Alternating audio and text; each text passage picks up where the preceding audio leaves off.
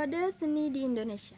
Periode seni rupa modern di Indonesia adalah suatu masa perkembangannya karya seni rupa yang menghasilkan kreativitas untuk menciptakan karya yang menghasilkan pembaruan. Kreativitas seni rupa di dalamnya terdapat estetika, karakter, inovasi, orisinalitas. Beberapa periode seni di Indonesia. Yang pertama adalah periode perintis pada tahun 1826 sampai 1880. Perkembangannya diawali oleh pelukis Raden Saleh. Berkat pengalamannya belajar dan menggambar di luar negeri seperti Belanda, Jerman, Prancis, dia dapat merintis kemunculan seni rupa modern di Indonesia. Corak lukisannya beraliran romantis dan naturalis. Aliran romantisnya menampilkan karya-karyanya yang dahsyat, penuh dengan kegetiran seperti tentang perkelahian dengan binatang buas. Gaya naturalisnya sangat tampak jelas dengan melukis potret. Disebut dengan zaman perintis karena merupakan awal perkembangannya seni lukis di Indonesia. Periode Hindia Molek. Masa ini merupakan kelanjutan dari masa perintisan setelah vakum beberapa saat karena meninggalnya Raden Saleh. Kemudian muncullah seniman Abdullah Suryo Subroto dan diikuti oleh anak-anaknya yaitu Surjono Abdullah, Basuki Abdullah, dan Trijuto Abdullah. Masa ini disebut dengan masa Indonesia Jelita karena pelukisnya melukiskan tentang kemolekan atau keindahan tentang objek alam. Periode Persagi. Pada masa ini di Indonesia sedang terjadi pergolakan di segala bidang pun terjadi. Seperti dalam bidang kesenian yang terus berusaha mencari ciri khas Indonesia. Pelopor masa ini yang dikenal memiliki semangat tinggi yaitu Sadjojono.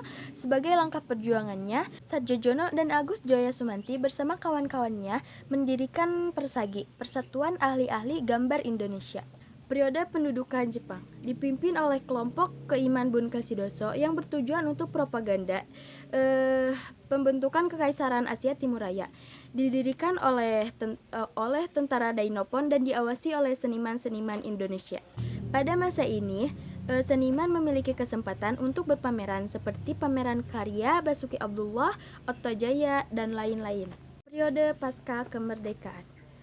Bermunculan kelompok seniman Indonesia yaitu Sanggar Masyarakat pada tahun 1946 yang dipimpin oleh Apandi, kemudian diganti nama menjadi Seniman Indonesia Muda yang dipimpin oleh Sadjojono.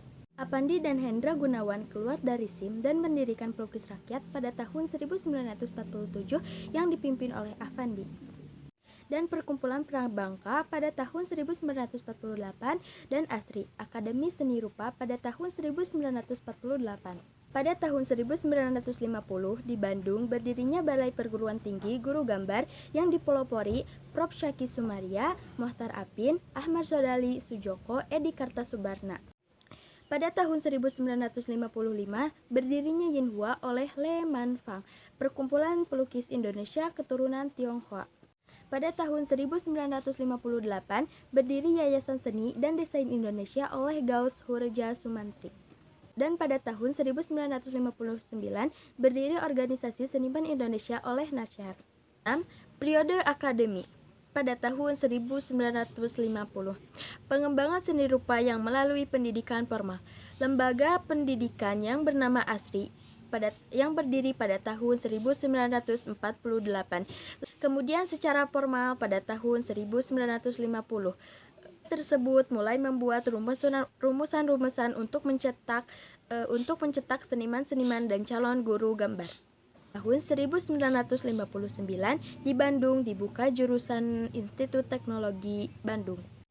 Kemudian dibuka pula jurusan seni rupa di semua institut keguruan dan ilmu pendidikan di seluruh Indonesia. Periode seni rupa baru. Pada sekitar tahun 1974 muncul kelompok baru dalam seni lukis.